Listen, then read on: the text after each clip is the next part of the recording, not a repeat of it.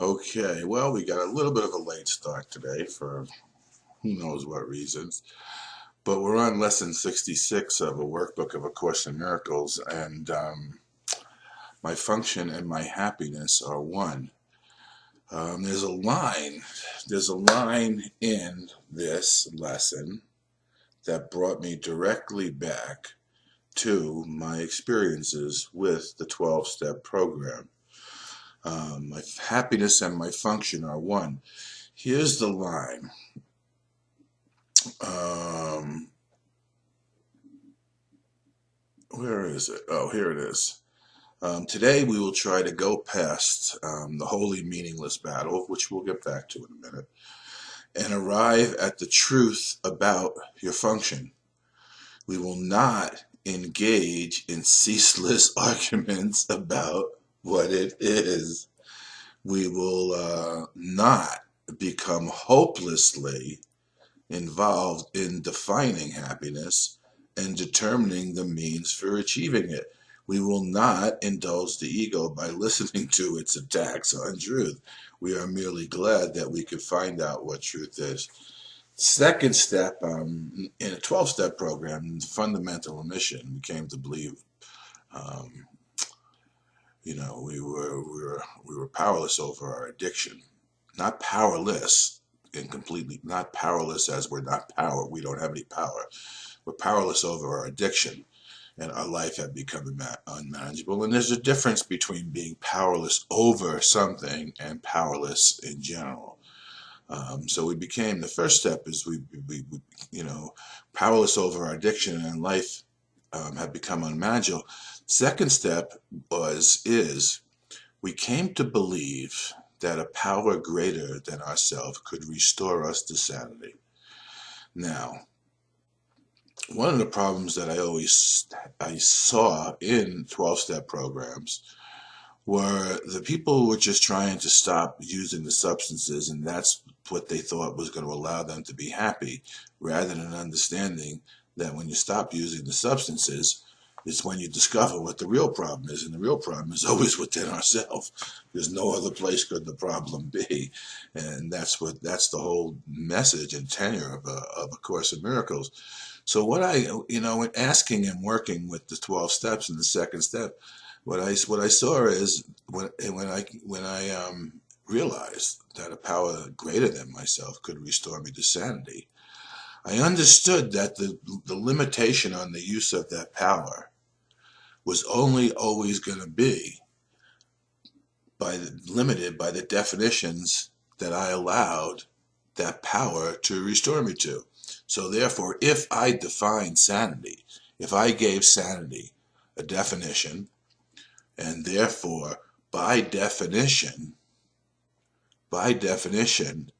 um, let's call it an image of what that definition would look like, then that's the most I could be restored to.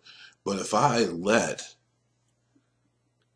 the power greater than myself restore me to sanity as a constant renewal of what sanity was without defining it, there were no limits to the utilization of that step, and there would be no limits to what could be achieved in regard to being sane.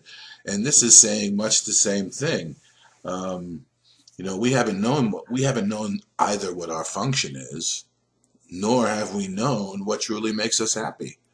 And those are some baseline admissions that are needed when you approach Workbook of A Course in Miracles. And believe me, when people think they know what makes them happy and they know what their function is, there's no reason for them to pick up this book. It's not that they're right. It's that they're well adjusted and they just haven't suffered enough from a pain that's not extinguishable by anything in this world. So my happiness and my function are one. You have surely noticed an emphasis throughout our recent lessons on the connection between fulfilling your function and achieving happiness. And one of the reasons that's so is because all joy and only joy that we can experience is in learning to do God's will. And the way we learn to do God's will is by learning how to align and converge with that will, and then using everything that's given us as a way to stay on course with that will as that will. Um, in that sense, I was talking to a friend the other day, and it's almost as if the universe becomes the way in which it's like tacking when you're sailing.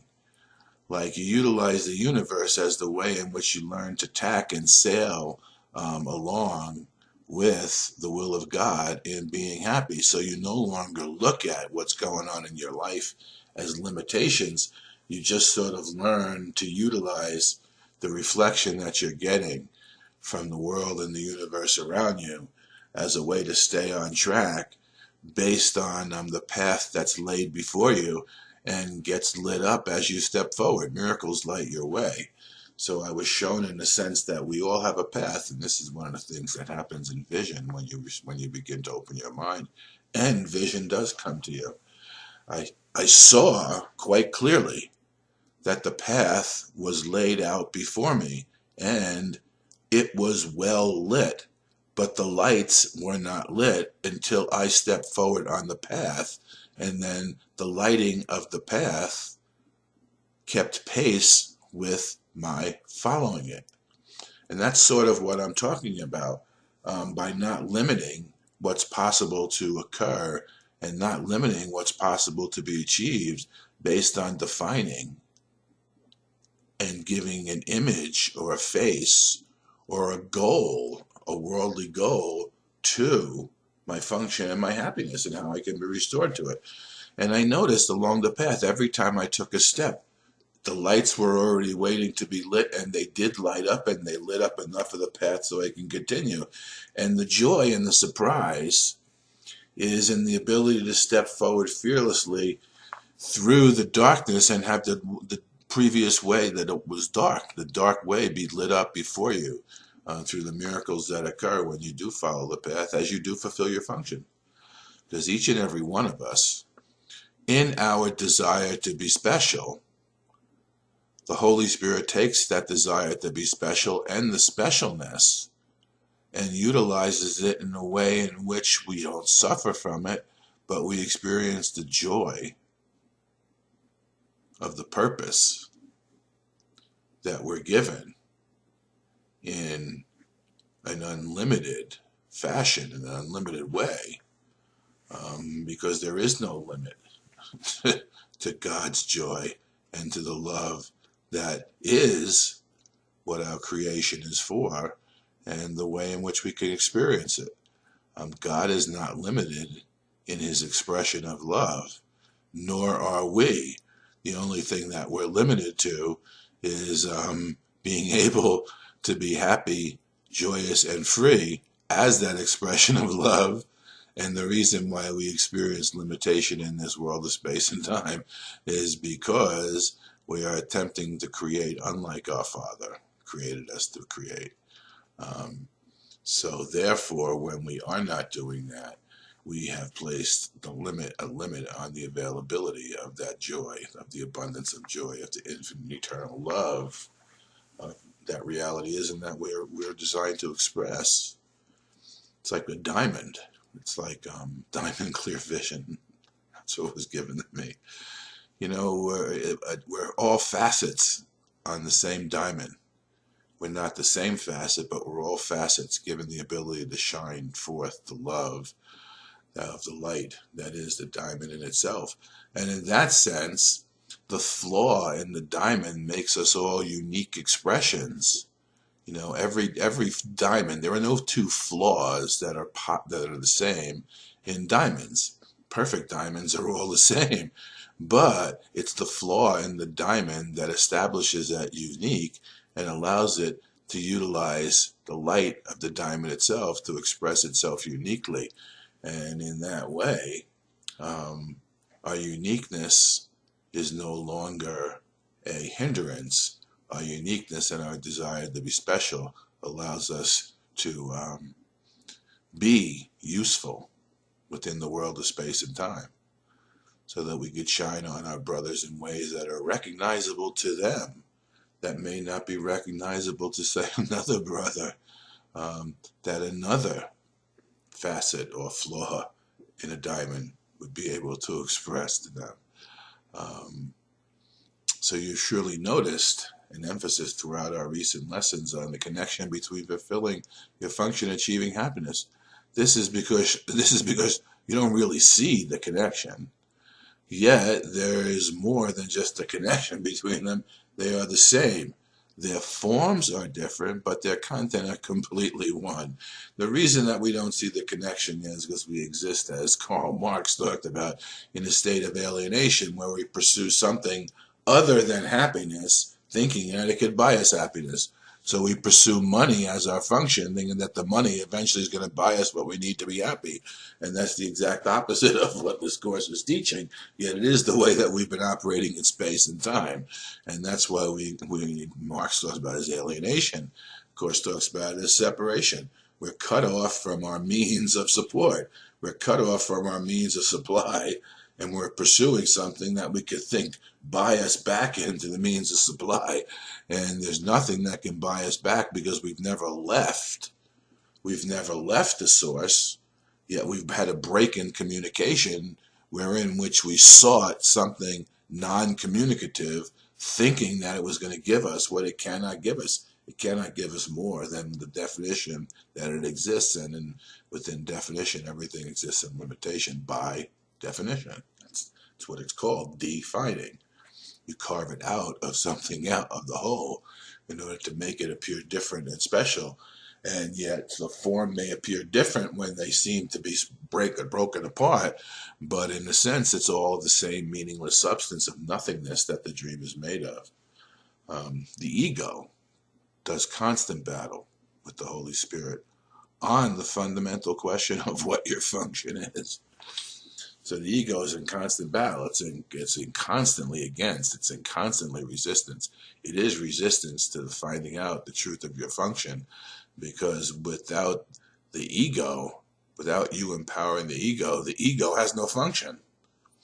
It's an effect. It is not cause, and it needs your power to persist in its ability to deny you happiness. So when you concentrate and focus on the egoic offerings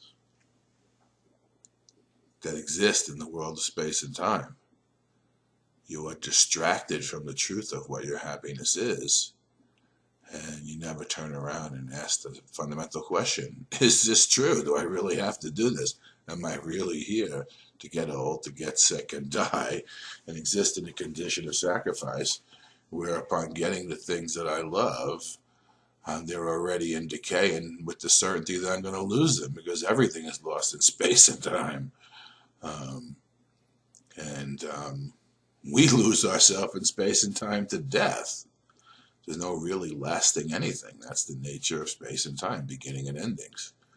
And we think we can establish paradigms that will go live longer than we are, which is ridiculous. How would we even know? And how could we get the benefit of it? So we have progeny that we, in a sense, condemn to having to live lives similar to what we've lived in order to make our paradigms true, and perhaps they don't want to do that. So the ego does constant battle with the Holy Spirit on the fundamental question of what your function is. So does it do constant battle with the Holy Spirit about what your happiness is. That's what I was talking about before. So we do a job, we take a job in order to get money, and we use the money to think that we can buy happiness. We don't see that there's a connection. If there's anything I would tell the youth of today, who, whether you're in doesn't matter what type of school you're in, and this was Joseph Campbell. Maybe it was misunderstood at the time as pursuing something outside of yourself, when I know that's not exactly what it was meaning. What he was saying is follow your bliss. As you follow your bliss, the following of the bliss will allow it to be made manifest the way in which you can stay blissful. And that's what this is talking about. Find out what you love. Find something you love to do. Find a lifestyle that you like to live. No matter what it is, maybe you prefer the country over the city or the seashore over the mountains. Find a place that makes your heart sing and things that allow you to express your song. And then what will come forth is a manner by which you can continue to do that. Don't think that if you get a job, you're going to be able to buy the lifestyle, because the getting of the job and the pursuing the money will become in a sense the pursuit that denies you the ability to live the dream that you want, that you are saving the money for. Then you're old and your dreams change and your life is gone. Find a lifestyle. Find the way you like to live. Discover for yourself what makes your heart sing, and then do things that allows that song to come forth. And the means to continue to support yourself in the singing of that song will be made available to you. Don't sell out. You don't have to sell out to the old ways. You don't have to listen. You don't have to listen to people who have pursued the ways of the world and failed miserably at fulfilling their function and being happy. You need to discover within you what makes your heart sing. And when you know what makes your heart sing, you will find a way to allow that song to be expressed. And the making allowance for the singing of that song will provide the way, the place, and how that song could be sung, and how the song will be supported in the continuation of its singing by the universe itself. So, does it do constant battle with the Holy Spirit about your happiness? It's not a two-way battle. The ego attacks the Holy Spirit. The ego attacks and the Holy Spirit does not respond. He knows what your function is, and he knows what your happiness is. And finally, when you get tired of doing that battle within yourself and experience the turmoil, the upset, and the sickness that comes along with it, the depletion of the life force within you, the loss of the spirit, the loss of the love for life that you entered into here with as a child, and the loss of that causes depletion, and you don't have to do that anymore. Nobody has to do that anymore, and don't let anybody tell you that you do. This is a simple way to open up, to begin to experience the constant flow and sustenance that comes from the infinite source, the abundant source, the infinitely abundant source of life itself. And you can live and be supported by that substance if you allow yourself to go back to where you broke the communication with your perfection, and allow the perfection and the flow, the communication with the source of that perfection, to be made one again in you, and so that you are one again with it. And in that, your happiness and your function will be given to you as one, and you'll be experiencing the joining of those two together in the action of forgiving yourself from your trespasses in the way in which our Father created us to be. We've trespassed. We've gone into territory that we should not have wandered into. We've wandered into temptation rather than staying the path that allows us to fulfill our function and experiencing the joy that comes along with the fulfillment of that function.